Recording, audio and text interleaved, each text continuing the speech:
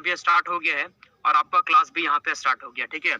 तो आज की इस क्लास में 25 क्वेश्चन आप जीके का और 25 क्वेश्चन साइंस का पढ़ने वाले हैं, ठीक है। तो एक भी क्वेश्चन को मिस मत करिएगा, ये सभी क्वेश्चन आपके एग्जाम के लिए मोस्ट इंपॉर्टेंट है। इस एक क्लास को जरूर देखिएगा फ्रेंड्स, और आपके एग्जाम में जो क्वेश्चन पूछा जाता है बिल्कुल इसी लेवल का क्वेश्चन होता है, ठीक है।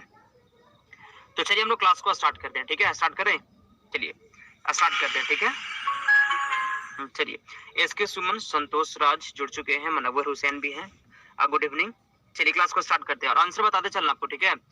तो पहला क्वेश्चन का आंसर सबसे पहले कौन बताएगा, देखिए पहला क्वेश्चन कहता है कि निम्नलिखित में से वह कौन सी ग्रंथि है जो शरीर के ताप नियंत्रण करता है, ठीक है। जो बॉडी का जो टेम्परेचर होता है उसको कंट्रोल कौन करता है, पीनियल ग्रंथि, पीयूष ग्रंथि, हाइपोथैलेमस ग्रंथि या फिर ऑप्टो ग्रंथि। क्वेश्चन को ध्यान से सुनिएगा, वह कौन सी ग्रंथि है जो शरीर के तापमान को नियंत्रित करता है। पहला का सही जवाब क्या होगा, कमेंट करिए। चलिए पहले का फ्रेंड्स सही जवाब हो जाएगा, जो शरीर के तापमान को नियंत्रित करता है वह आपका हो जाएगा फ्रेंड्स हाइपोथैलेमस ग्रंथि जो होता है वह शरीर के तापमान को नियंत्रित करता है। पहला का ऑप्शन नंबर सी हो जाएगा। अगला क्वेश्चन है दूसरा नंबर, ऑप्टो ग्रंथि जो है कहाँ स्थित होती है, या थायराइड ग्रंथि भी इसको कहते हैं, थायराइड ग्रंथि। तो ऑप्टो ग्रंथि कहाँ स्थित होती है, कपाल में, गर्दन में, घुटना में या फिर कमर में। चलिए दूसरा का सही जवाब क्या होगा, ठीक है। चलिए बताइए, देख सकते हैं फिगर में यहाँ पे थायराइड ग्लैंड का फिगर दिया गया फ्रेंड्स, ये कहाँ पे है, क्या होगा सही जवाब इसका, यह जो गर्दन में होता है, ठीक है। ऑप्शन नंबर 20 का सही जवाब हो जाएगा, ठीक है। चलिए आगे चलते हैं हम लोग अगले क्वेश्चन की ओर चलते हैं। पीयूष ग्रंथि को मास्टर ग्रंथि भी कहते हैं, बहुत अच्छा संजू राय। चलिए आगे चलते हैं हम लोग। नेक्स्ट क्वेश्चन है तीसरा नंबर कि इंसुलिन है क्या। इंसुलिन जो होता है वो क्या है, प्रोटीन है, हार्मोन है, विटामिन है या फिर इसमें से कोई नहीं। इंसुलिन क्या होता है, तीसरा का आंसर बताइए। इंसुलिन जो है वो है क्या, क्या होगा सही जवाब इसका, ज्योति शर्मा, रतन कुमार गुप्ता, खुशनुमा खातून, आफरीन खातून, दीपक पटेल। क्वेश्चन कहता है कि इंसुलिन क्या होता है, सही जवाब हो जाए फ्रेंड्स, इंसुलिन जो है क्या है, याद रखिए फ्रेंड्स हार्मोन हो जाएगा, ठीक है। इंसुलिन जो होता है एक प्रकार का हार्मोन है। और फिर से आप सभी को बता दें, क्वेश्चन आपके एग्जाम में बहुत हार्ड क्वेश्चन डीएड के एग्जाम में नहीं होता है, तो सिर्फ ऐसे क्वेश्चन को पढ़िए जो आपके एग्जाम के लिए बहुत ही ज्यादा इंपॉर्टेंट है। यहाँ पे जो आपका क्लास होगा फ्रेंड्स वो टॉपिक वाइज आपका क्लास स्टार्ट होगा, ठीक है, टॉपिक वाइज। और एक महीने में हर टॉपिक के क्वेश्चन को आपको पढ़ा देंगे फ्रेंड्स, पूरा तैयारी आपको यहाँ से हो जाएगा। इसलिए क्या करना, आपको अच्छे से तैयारी करना है। और क्लास शाम में 7 बजे भी हो रहा है और भी क्लास बढ़ जाएगा, ठीक है। बिल्कुल फ्री में आपको क्लास मिलेगा, पेड बैच लेने की कोई जरूरत नहीं है। अगर आप किताब ले सकते हैं तो लीजिए, कोई दिक्कत नहीं है, ठीक है। लेकिन पेड बैच लेने की कोई जरूरत नहीं है, ठीक है। तैयारी करिए यहाँ से फ्री में, ये फ्री में पीडीएफ भी आपको देंगे, ठीक है। कहाँ मिलेगा बताएंगे आपको। चलिए चौथा नंबर क्वेश्चन है, घेंगा रोग जो होता है किसकी कमी कारण होता है। घेंगा रोग किसकी कमी कारण होता है, लोहा, सोडियम, पोटेशियम या फिर आयोडीन। आसान क्वेश्चन है, ठीक है। सुनिए, घेंगा रोग जो होता है वो आयोडीन की कमी से होता है, ठीक है। चौथा का डी हो गया, समझे।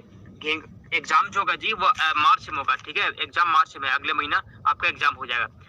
पांचवा नंबर क्वेश्चन है, फादर ऑफ बैक्टीरियोलॉजी किसे कहा जाता है। फादर ऑफ बैक्टीरियोलॉजी किसे कहा जाता है, रॉबर्ट कोच को, ग्रेगर मेंडल को, ल्यूवेनहॉक को या फिर यहनबर्ग को। फादर ऑफ बैक्टीरियोलॉजी किसे कहा जाता है, पांचवा का सही जवाब क्या होगा, फादर ऑफ बैक्टीरियोलॉजी किसे कहा जाता है, सही जवाब हो जाए फ्रेंड्स ल्यूवेनहॉक, इसका सही आंसर हो जाएगा। पांचवा का ऑप्शन नंबर सी हो गया, ठीक है। फादर ऑफ बैक्टीरियोलॉजी जो है वो किसे कहा जाता है, तो ल्यूवेनहॉक को कहा जाता है, पांचवा का सी हो जाएगा। अगला क्वेश्चन है छठा नंबर कि धान में खैरा रोग किस कमी से होता है। धान में खैरा रोग जो होता है वह किस कमी से होता है, फास्फोरस, विटामिन, नाइट्रोजन या फिर जिंक। धान में खैरा रोग जो होता है किस कमी से होता है, छठा का आंसर। चलिए कमेंट करिए क्या होगा, कमेंट करिए जल्दी से। दीपक पटेल, संजू राय, संतोष राज, आफरीन खातून, मेघा कुमारी, मनव्वर हुसैन, मनोहर प्रसाद। क्वेश्चन का आंसर क्या होगा, धान में जो खैरा रोग होता है वह किसकी कमी से होता है, याद रखिएगा सही जिंक की कमी से होता है, ठीक है जी। अगर जिंक कम जाएगा धान में खैरा रोग हो जाएगा। अगला क्वेश्चन कहता है जी 7वां नंबर कि एक्स किरणें तथा रेडियो सक्रियता का अध्ययन किस शाखा में किया जाता है। एक्स किरणें और रेडियो सक्रियता का अध्ययन किस शाखा में किया जाता है, कीमोथेरेपी में, रेडिएशन थेरेपी, सिस्मोलॉजी में या फिर रेडियोलॉजी में। तो फ्रेंड्स 7वां का सही जवाब हो जाएगा, एक्स किरणें और रेडियो सक्रियता का अध्ययन जो होता है वो रेडियोलॉजी में किया जाता है। 7वां का ऑप्शन नंबर डी हो गया। 8 नंबर क्वेश्चन है, रॉकेट किस सिद्धांत पर कार्य करता है। रॉकेट जो होता है वह किस सिद्धांत पर कार्य करता है, न्यूटन के नियम, आर्किमिडीज के सिद्धांत, पास्कल के नियम, इसमें से कोई नहीं। रॉकेट किस सिद्धांत पर कार्य करता है, 8 का सही जवाब। रॉकेट जो है वह किस सिद्धांत पर कार्य करता है, तो सही जवाब हो जाए फ्रेंड्स न्यूटन के नियम पर कार्य करता है, ठीक है। रॉकेट जो होता है वह न्यूटन के नियम पर कार्य करता है, आर्किमिडीज के, पास्कल के, किस पे, तो फ्रेंड्स सही जवाब हो जाएगा न्यूटन के नियम पर कार्य करता है रॉकेट, ठीक है। 8वां का ऑप्शन नंबर ये हो गया। 9 नंबर क्वेश्चन कहता है कि ताप बढ़ाने पर द्रव की सांद्रता घटती है तथा गैसों की सांद्रता क्या होता है। क्वेश्चन को ध्यान से पढ़िएगा, अगर टेम्परेचर बढ़ेगा, ताप बढ़ेगा, तो द्रव की सांद्रता जो होता है वह घट जाती है तो गैस की सांद्रता क्या होती है, घटती है, बढ़ती है, प्रभावित नहीं होती है, या फिर पहले घटती है फिर बढ़ती है? 9वां का आंसर कमेंट करिए, ठीक है। चलिए क्या होगा 9वां का आंसर? 9वां का आंसर क्या होगा जी, याद रखिए सही जवाब हो जाए फ्रेंड्स, बढ़ जाती है, ठीक है। गैसों की सांद्रता जो होती है वो बढ़ जाती है। 9वां का ऑप्शन नंबर बी हो गया। 10 नंबर क्वेश्चन है, निम्नलिखित में से हंसाने वाली गैस कौन सी है? देख सकते हैं कितना अच्छा अच्छा क्वेश्चन है, ठीक है। बिल्कुल फ्रेंड्स ऐसा ही क्वेश्चन आएगा, इसी तरह का इसी लेवल का क्वेश्चन आने वाला है। बहुत ज्यादा आपको नहीं पढ़ना है, वही चीज पढ़ना है जो आपके एग्जाम में पूछा जाता है। बहुत ज्यादा नहीं, सही चीज पढ़ना है, ठीक है। हम जो करवाते हैं आपको बहुत ज्यादा नहीं पढ़ाते हैं, जो आपके एग्जाम के लिए होता है, ठीक है। जो लेवल का क्वेश्चन आता है बस इसी लेवल के क्वेश्चन को पढ़ेंगे हम लोग, और वही चीज को पढ़ेंगे जो आपके एग्जाम में पूछा जाता है, ठीक है। बाकी आपको डिटेल में तैयारी भी यहाँ से करवाएंगे आपको। चलिए, हंसाने वाली गैस कौन सा होता है? इसमें सही जवाब है नाइट्रस ऑक्साइड को हंसाने वाली गैस कहते हैं, इसको लाफिंग गैस भी कहते हैं, नाइट्रस ऑक्साइड को। 10वां का ऑप्शन नंबर 11 नंबर क्वेश्चन, निम्नलिखित में प्लाज्मा के क्या कार्य हैं? प्लाज्मा के क्या कार्य हैं? उष्मा का परिवहन में सहायक, प्रतिरक्षा तंत्र में सहायक, रुधिर पीएच का नियमन व नियंत्रित करना, या फिर उपयुक्त सभी। इसमें से प्लाज्मा के कार्य क्या होते हैं? सही जवाब है फ्रेंड्स, प्लाज्मा का जो कार्य होता है उष्मा के परिवहन में सहायक होता है, प्रतिरक्षा तंत्र में सहायक होता है, रुधिर पीएच का नियमन एवं नियंत्रित करना। ऑप्शन नंबर डी इसका सही आंसर हो गया। 12 नंबर क्वेश्चन कहता है, मानव शरीर में रक्त की मात्रा शरीर का भार का कितना प्रतिशत होता है? मानव शरीर में रक्त की मात्रा जो होता है शरीर भार का कितना प्रतिशत होता है? 12 का सही आंसर क्या होगा? 12 का सही आंसर। क्वेश्चन कहता है कि मानव शरीर में रक्त की मात्रा शरीर भार का कितना प्रतिशत होता है? देखते हैं आंसर कौन बताता है। 12 का ऑप्शन नंबर डी, बहुत अच्छा दीपक पटेल, 7% होता है, ठीक है। ऑप्शन नंबर डी हो गया।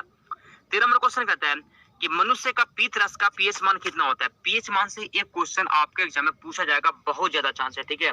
जो आपको हम बोल रहे हैं फ्रेंड्स उसको नोट कर लीजिएगा, यही होने वाला है। सुनिए, 2023 में जो एग्जाम हुआ था 2023 में, ठीक है, डीएड का, हम इसका तैयारी करवाए थे। और बता दो फ्रेंड्स, बहुत सारा क्वेश्चन मेरी क्लास से आया था, उसका वीडियो बना के दिए थे कि हम पढ़ाए में से मतलब आया या नहीं आया, ठीक है। सारा का सारा क्वेश्चन जो टकरा दिए थे क्लास से, ठीक है, जो हम पढ़ाए थे। और जो लोग यहाँ से तैयारी करवाए थे उनको बहुत अच्छा रिजल्ट मिला फ्रेंड्स, वो अभी सरकारी कॉलेज में अपना तैयारी कर भी रहे हैं, ठीक है। तो विश्वास करिएगा और जुड़े रहिए। तो मनुष्य जो है, मनुष्य पीत रस का पीएच मान कितना होता है? तो सही जवाब हो जाए आपका फ्रेंड्स ऑप्शन नंबर सी, 7.7 होता है, 7.7 होता है। 14 नंबर क्वेश्चन है कि मनुष्य की हृदय का भार लगभग कितना होता है? मनुष्य की हृदय का भार लगभग कितना होता है? 400 ग्राम, 450 ग्राम, 590 ग्राम, 300 ग्राम। मनुष्य की हृदय का भार लगभग कितना होता है? 14 का सही जवाब क्या होगा?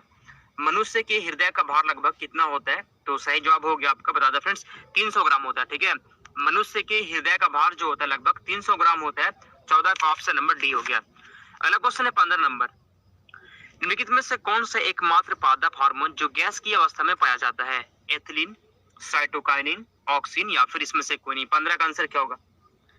15 का आंसर, डीएड का फॉर्म भरा रहा है सर, हाँ डीएड का फॉर्म भरा रहा है, 2 तारीख से 15 तारीख तक आपका फॉर्म भराएगा। क्वेश्चन है कि कौन सा इसमें से कौन सा एकमात्र पादप हार्मोन है जो गैस की अवस्था में पाया जाता है? तो सही जवाब है फ्रेंड्स, एथिलीन इसका सही जवाब है, जो गैस की अवस्था में पाया जाता है। आंसर हो जाएगा ऑप्शन नंबर ए, यह पादप हार्मोन है और यह गैस की अवस्था में होता है एथिलीन। 15 का ये हो गया।